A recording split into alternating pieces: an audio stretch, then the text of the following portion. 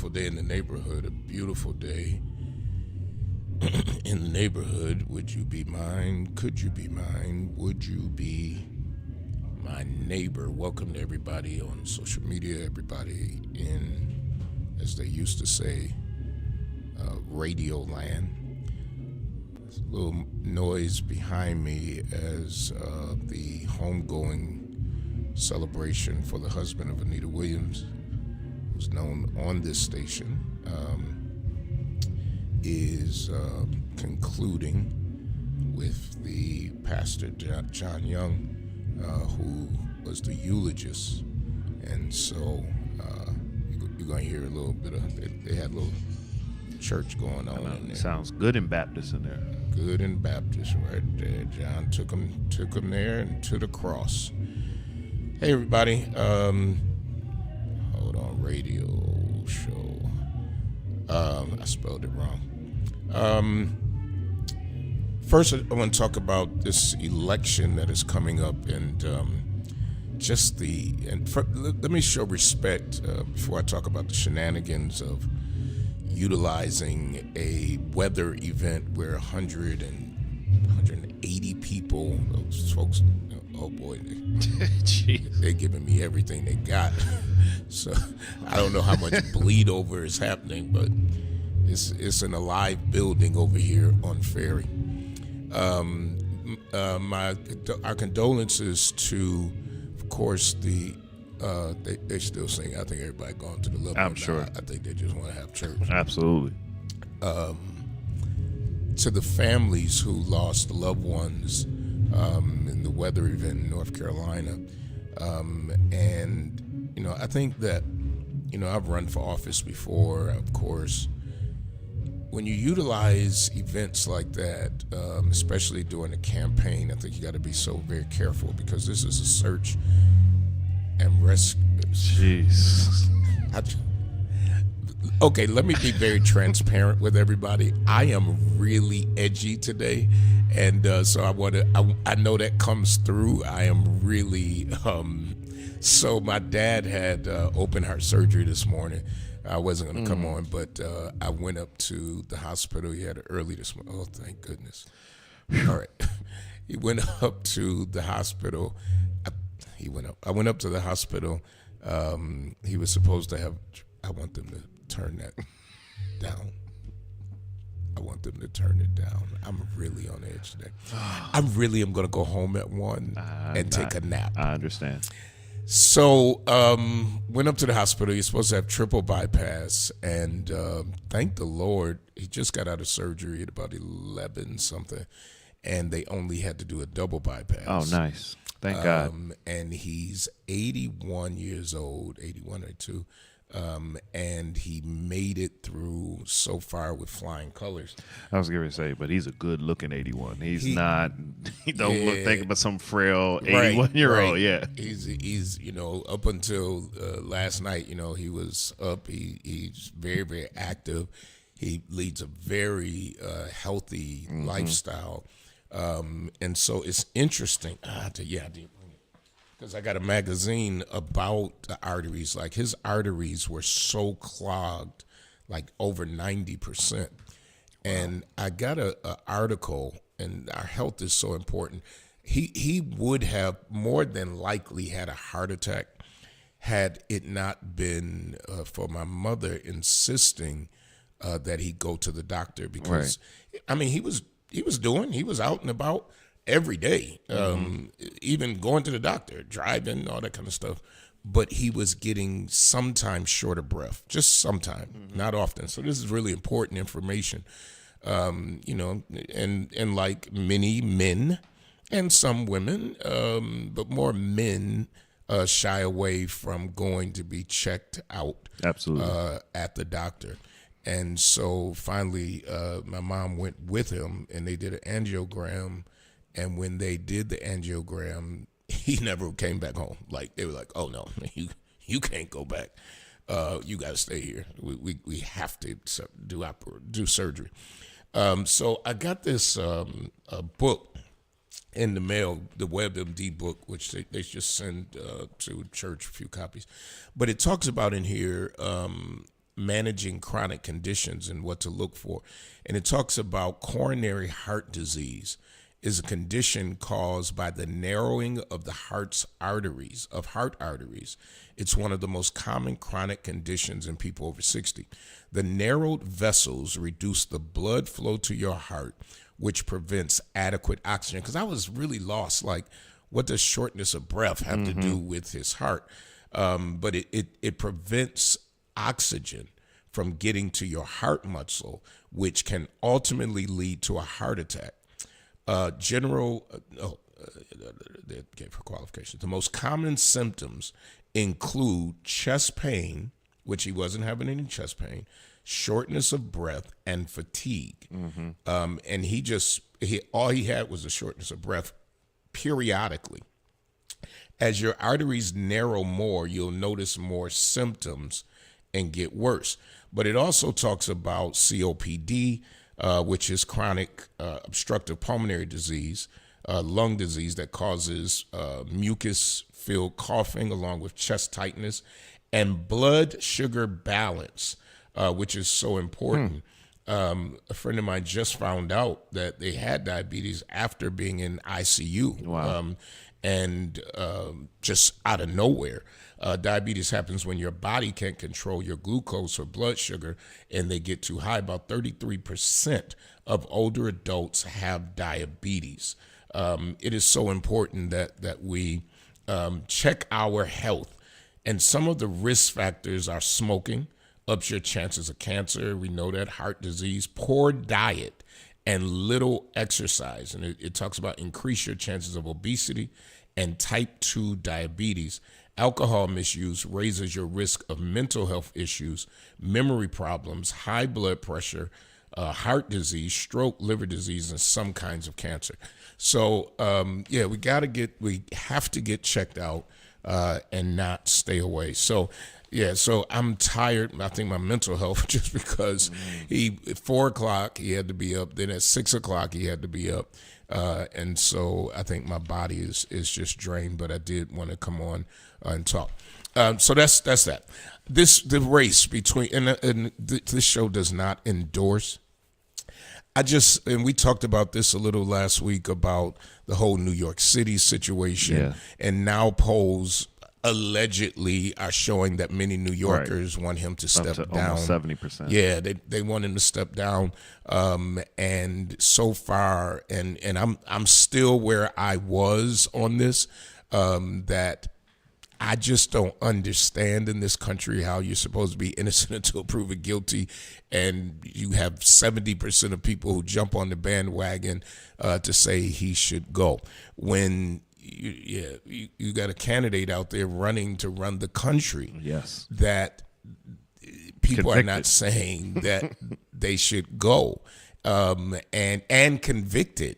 And so it baffles me, but it also reminds me of why I'm not in politics right now. Yeah. It just reminds me because, and we said this last week, so I'm not going to beat a dead horse, but we can be so critical of and other folks and other cultures just stick together like glue, man. You know, you could be convicted felon.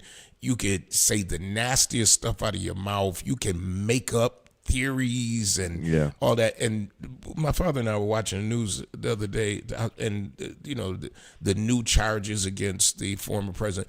I got tired of it. I was like, I'm sick of it. Like, I'm good. I'm good. Like, I'm not jumping on this bandwagon. Let's string them up. Let's burn. No, I'm sick of. I think I'm literally sick of politics for a minute. Because when you look on the national level, it's crazy. You look on the local level, it's crazy. And so I'm just like, dude, I was in the waiting room today and the news was on. I just turned away from it. I didn't even want to hear it. And I think the interesting part is, and I've kind of felt this way for a little while, is and with the Mayor Adams in comparison to the Donald Trump situation, I feel like it's two separate narratives together. So you have of course, the one we all know, black men with indicted white man convicted, and we see the oxymoron there. But like you said, on the political landscape, where I struggle sometimes is this is where I feel like Democrats always try to take the high and mighty moral role, and we have to self cleanse, and we have to we have to be the examples and the bright star, and somebody is going through, get them off the scene because we're doing what's right. Meanwhile, Republicans are like, he may be convicted, but he's going to keep my taxes low. It's about the issues for many of them. Absolutely. Yes. So that's where I think sometimes they're like, hey, who can just keep my best interest at heart? You can have your own personal issues, but who has my best interest? And that's where I think we end up in this dichotomy in this country.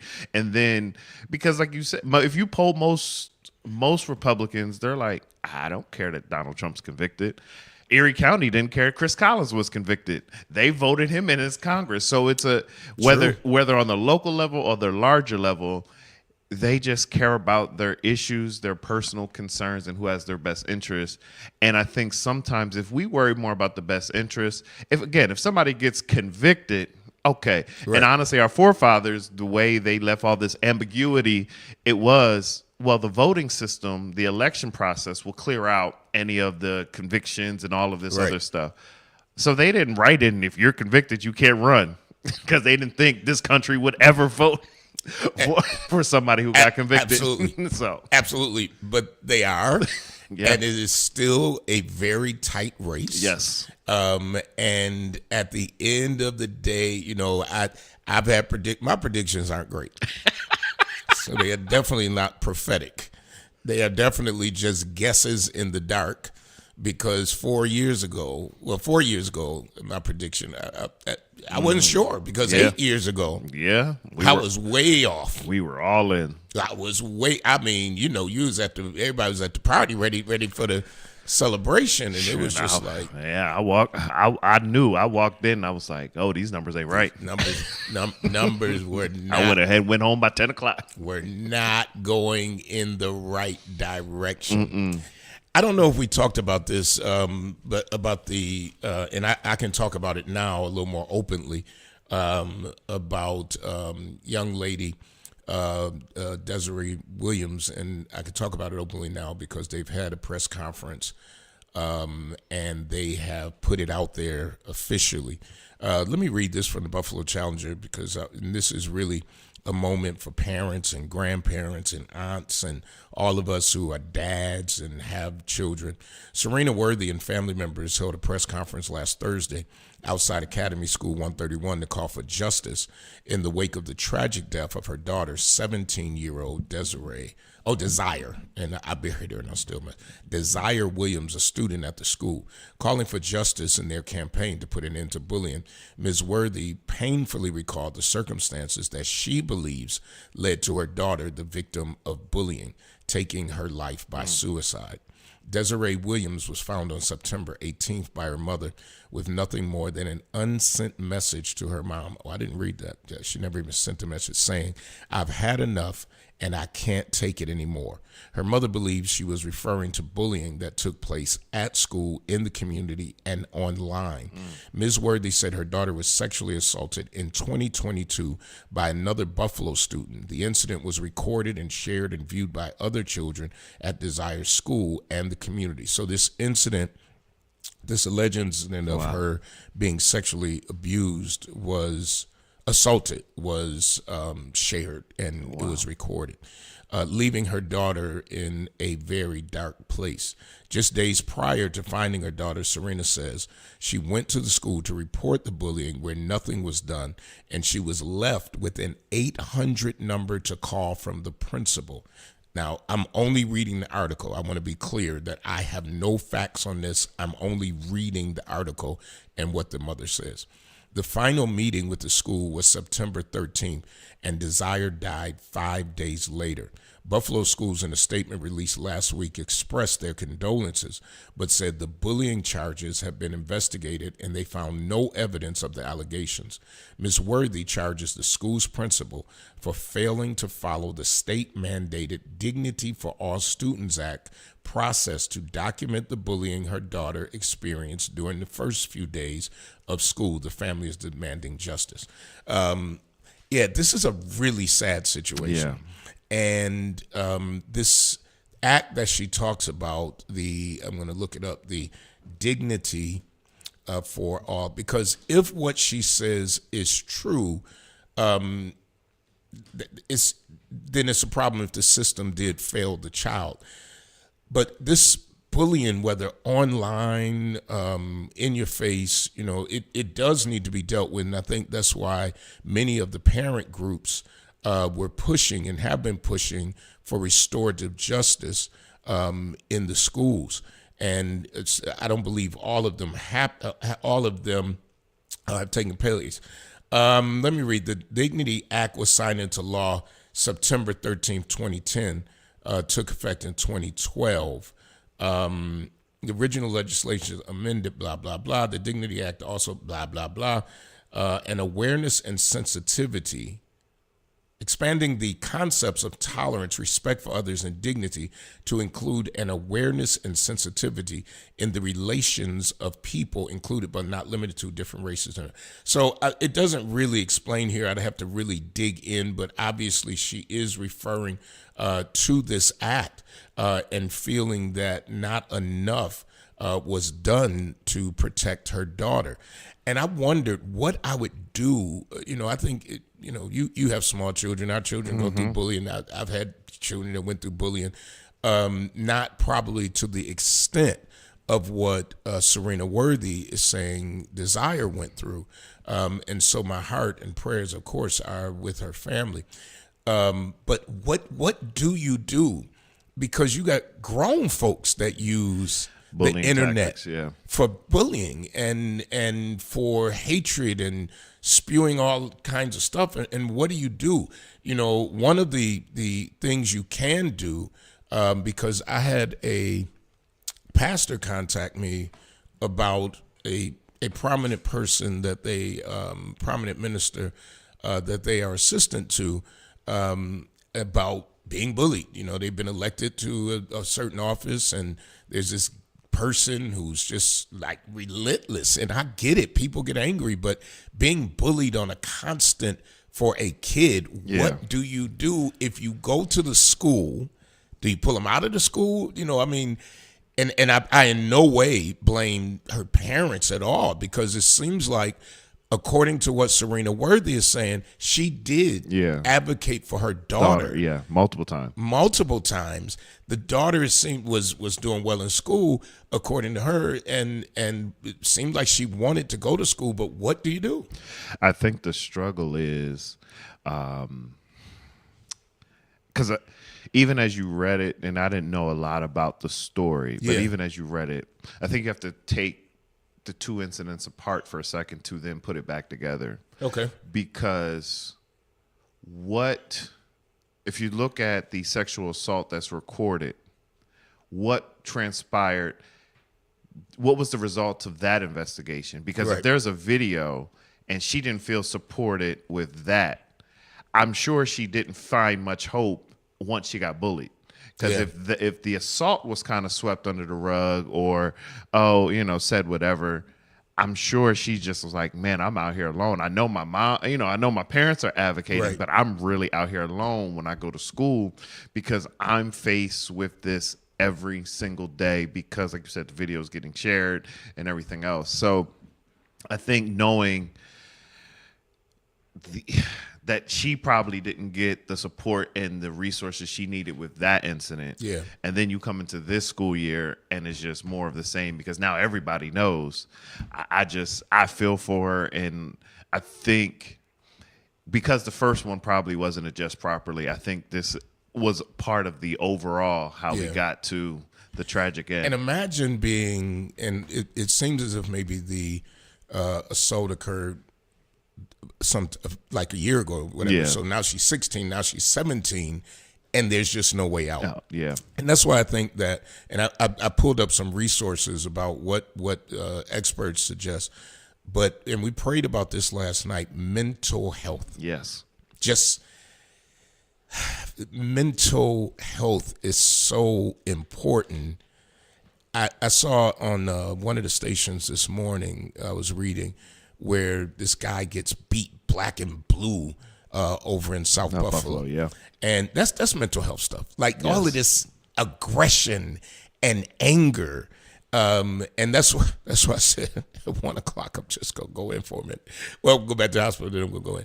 Because I know that when you get overwhelmed, yes, you just gotta step back for a second. Yep. Because somebody gonna say something the wrong way, then you go put all that smoke on them. I'm coming over to the station in a minute, just pay the bills. So some of the experts say this: establish open communication. We talk about helping a child who's being bullied. Create a safe environment where your child can share their experience. Yeah. And don't make it worse. Please. Don't make it worse. Don't run out, and this isn't part of what they say, but don't run out and want to fight everybody that you see. Because you're just teaching that behavior. Yes. If you then fly off at the handle, then they're like, is that what I'm supposed to do? Exactly. And that's what I think that as adults, we have to be very careful in how we respond, what we show our children of how to respond from adult to adult. Right. Because at the end of the day, they pick up on it. Absolutely. And they figure that this is the right way to do it because I saw daddy do it. I saw mama do it. I saw my auntie do it. And then you got all these grown people just publicly humiliating and hurting. Set up daily time to discuss your child's day, including the best and worst moments. Ask specific questions about their social interactions at school and listen attentively. A psychologist told me that before about my kids, like be very specific. Don't just say, how was your day? Yeah. Because it's so open-ended that most kids are going to go, it was fine. Yeah, and honestly, I heard a parent ask the other day, and I was like, you know what? I went all these years, so they were like, did you have a good day? They were like, kids, yeah. They were like, did anything good happen? And the kids started explaining it, and then they said, did anything bad happen? And I said, oh, yeah. I've never thought to ask that additional question because you just think all the good stuff. But once you hear the good, you don't. Right, you're like, okay, go do your homework. Right. So, but it was like, it made me step back. Like that is a good question to ask because, like you said, it creates not only a safe space but a brave space to be like, no, you can tell me the bad things that happen in your day, and we can talk through that. Do we talk enough in our culture to our children? We're going to talk about that when we come back from the break. I'm coming over to the station in 5, 4, 3, 2, 1. When it comes to something as personal as your clothes, you need to deal with somebody you can trust. That's why so many people turn to Hobson's Dry Cleaning, conveniently located in the heart of the community at 874 East Delavan at the corner of Wyoming. When you take your clothes to Hobson's, you can trust that they'll be ready on time. You can trust that your whites will be white. You can trust that you'll always get a fair price and service with a smile. You can even trust that you won't have to get out of your car if you don't want to. Hobson's has a drive-through window for your convenience. Trust is what it's all about at Hobson's Dry Cleaning. Hobson's Dry Cleaning, your one-stop dry cleaners serving the community for over 30 years at 874 East Delavan at the corner of Wyoming. Call 891-8298. That's 891-8298. Brian K. Lewis Funeral Home has 3 locations to serve you in Buffalo. 347 Peckham, 2258 Bailey Avenue, and Providence Memorial Chapel at 1275 Sycamore. Brian K. Lewis Funeral Homes offers traditional services, and they have services for all faiths. And at Brian K. Lewis Funeral Homes, they have air-conditioned parlors and chapels. Financing is available, as is limousine service. At those difficult moments in your life, Brian K. Lewis Funeral Homes is available where you are with counseling services. Call toll-free 877-885-7777 877-885-7734. That's 877-885-7734. Or locally, 845-5545. Brian K. Lewis Funeral Homes. We are here to serve you, here to serve this present age. Call today, toll free, 877-885-7734. Or email info@brianklewisfuneralhome.com. So one of the other things this talks about, and we've been joined by Councilmember Wyatt, is providing emotional support. Reassure your child that the bullying is not their fault. Affirm that you're on their side and will support them, and help restore their self-confidence by pointing out past achievements or praising their virtues. You were talking about your grandkids. Yeah, my grandbabies, I asked them the question every day they come home from school, how was your day? Mm-hmm. And so now I am going to start being specific, because I think that helps.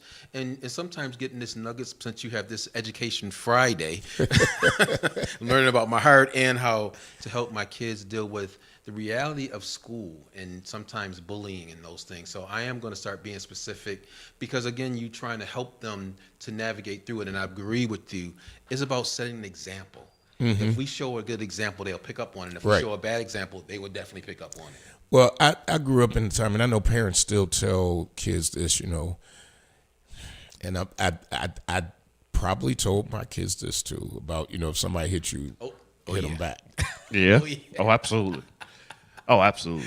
I could not come home and be like, somebody hit me. My grandmother looked at me like, well, what did you do? And she said, quote, if you lose a fight, the worst whooping would be when you got home. So that's how I was raised. So do you think that we should still be doing that? No. So what do you think we should be telling kids? You got to help them navigate, because I was a little shorty, and they would chase me home. Mm-hmm. And I would run because I was fast. I did not know that. But sometimes we have to, today, we got to teach our kids the reality that you can't have every fight, because we lived in the hood. Right. And so in the hood, you went out there to back and fight. It wasn't go home. But if you lived in another nice part of town, you dealt with it differently. But we have to start teaching our kids, because we can't go out there saying, be like the response now. People are getting weapons and doing things. We want our kids to be able to navigate, because we know this is the reality. When you're being bullied, how do we give them the tools to do it? And saying go and beat them up or fight them back is not the answer, because they can end up in jail. Mark, you still on the if somebody hits you, you better hit them back kick? Are you in that family still? Yes. I mean, as a defense, if no, I can't even say it. Like, if defend yourself enough, but know the limits, like know the boundaries. Like, I need you to be able to defend yourself enough to diffuse the situation. Okay. Like, once they're on the ground and you can walk away safely. Once they're on the ground? Oh, absolutely. Oh, boy. Yes. He said once they're on the ground. When I had to defend myself, when I had my first fight, I whooped this person so bad you could not have stopped me. Because I think there's so much built inside, built up inside of you, you can't control it. And you know that every person that came and bullied me, I'm going to take it out on them. So it ain't going to be no limit. It's going to be, I'm going to go crazy, and who knows what's going to happen to this individual, because I get fed up with it. So you at that limit, they ain't going to know a limit. This is my personal opinion. Obviously, it's all our personal opinion. Now, my daughter was going to charter school, and she came home because a boy touched her behind. When she came home, she told me. And I said, here was my response. Why are you not suspended? And she said, what do you mean? Oh. I said, a boy put his hand on you again. It's okay if they call me. Mm-hmm. Now, but this is what I did. I took her to Taekwondo and enrolled her in Taekwondo, because I didn't want to raise my children to be brawling all the time. Right. And I wanted them to know how to defend themselves. Absolutely. But I also wanted them to know how to be able to walk away. Now, yes, I'm not absolutely. talking about it's the same way. I believe in defending yourself. Absolutely. Stopping the threat, but not in this continued way of, because you might end up in jail or Right. juvenile or really hurting somebody. And so I never wanted to see my kids there, and I wanted them to learn how to diffuse a situation sometime with words. Absolutely. One of the things it talks about in this article is equip your child with coping strategies. Teach your child how to react to bullies, emphasizing the importance of not giving the bully the desired attention. Practice. Go ahead. I was going to say, I can agree with that because the best thing you could do is laugh in a bully's face and walk away. Because the moment you look defeated or you just fed the bully what they wanted. But if you laugh and be like, oh, you sound really tough, and turn around and walk away, they can't process that.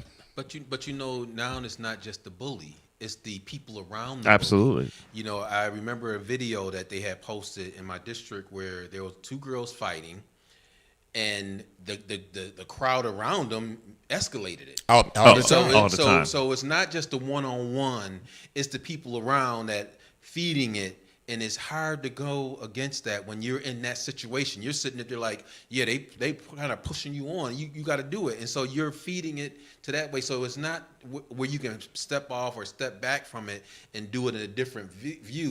You're basically part of the mob. Yeah.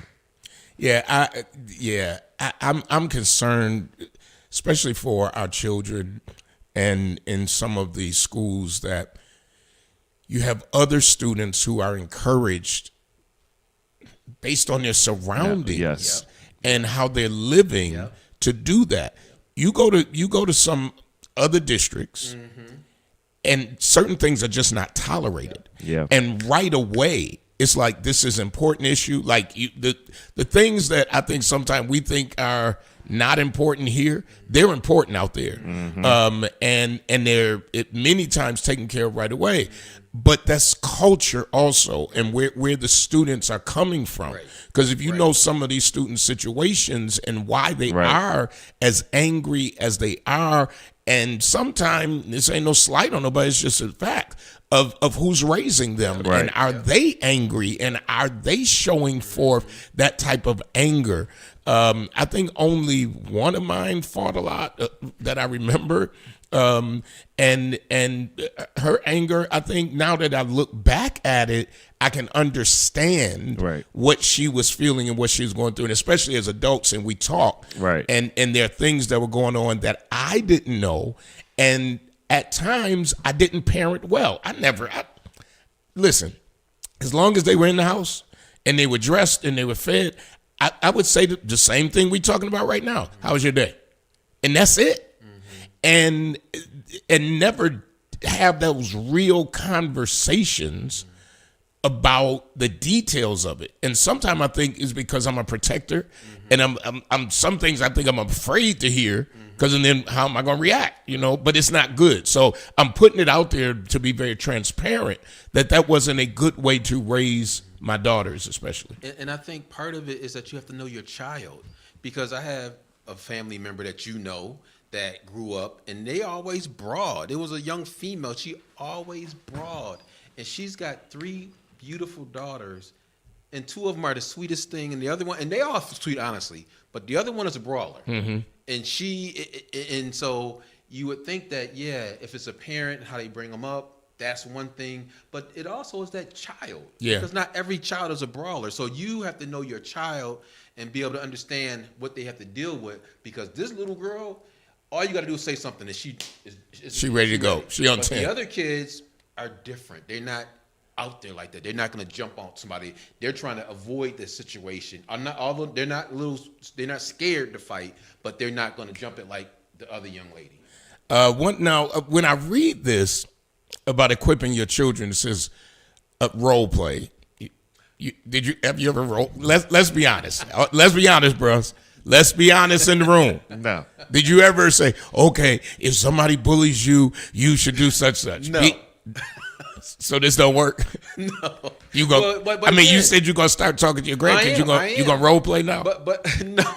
Well, No, but you know what? But it goes back to what you said. It depends on where you come from. Right. If you come out from, Cheektowaga and all that, you may be apt to do that. Amherst, you may have to do that. But on the east side, when our kids out here brawling every day and they trying to survive, let me not say it's not just the east side. There was a school that came from the southern half of the city, and they fight every day at the McDonald's on Bailey. They fight when they come to our field in West Seneca. They fight. That's horrible. So it is. Trust me, it is not just a east side thing. It is a urban situation, and that's. And I'll agree with that. But predominantly it comes from these neighborhoods that may have challenges socially, socioeconomically. Absolutely. Did we put up the number? No. Let me see who called. Somebody want to talk to you. I see the name. Is it superintendent? Yeah, let's see. Hello, you're on there. Yes, hello there.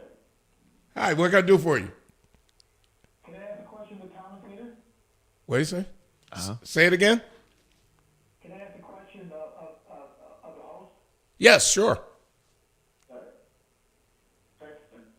Go ahead.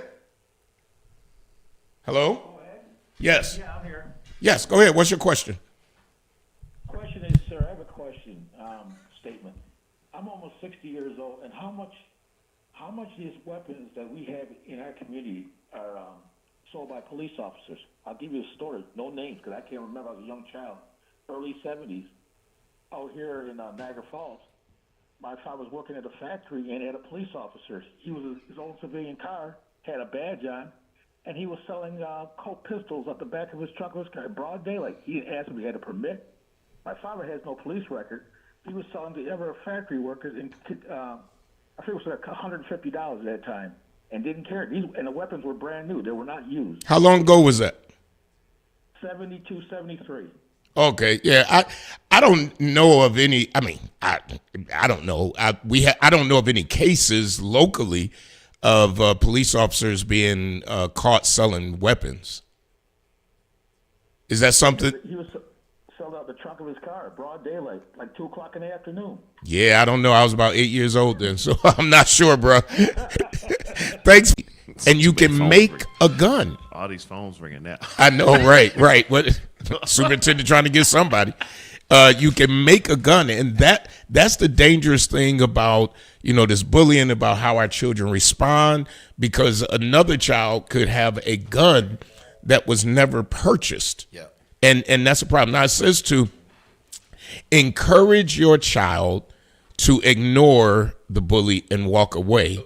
For cyber, why'd you got to pause? Ignore the bully.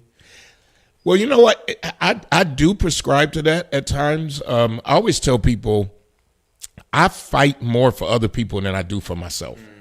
We lost the feed, I think. That I fight for other people. I just put a lot of things on the ignore. I don't give it a lot of energy or space or time in my life because there's always going to be bullies, and especially in public life, you're always going to have. But even regular citizens, they find out that, there's always going to be somebody. And with the internet, people use the internet, and then it expands and algorithms, and then you become popular by it. But if you don't, I always say don't give it any oxygen. Yep. And that's the most important thing. You give it oxygen, it gives it life. And I agree with you, but I think, too, as we talked about, we have to teach our children how to cope. And some things you have to walk away from, and some you may have to address. Because when I hear about somebody saying walk away, is that really realistic? When you have other people feeding it, and you try to walk away, and it just seems like you get a group of kids that just jump on you, and then you standing there trying to defend yourself, and nobody's standing with you. But I do think that there are times where you should walk away. But that's, again, teaching our children how to cope, how to deal with what situations. So I like the idea of role playing. I do. It may sound kind of quirky for us, but it really is something that children may be able to navigate and address because you're giving them something realistic to try to deal with it. Yeah, I'm glad mine's older, because that's hard. That's hard. Like, if you didn't come up with a culture like that, Yeah. and we need to change it. Yeah. So that's why we're talking about it. We need to change it. Shuki says, don't discount the fact some children don't have impulse control, and that's not their fault. Justine says, okay, so what about folks' children who don't think or believe they are bullies? I know we always will tell my younger granddaughter that she's a bully.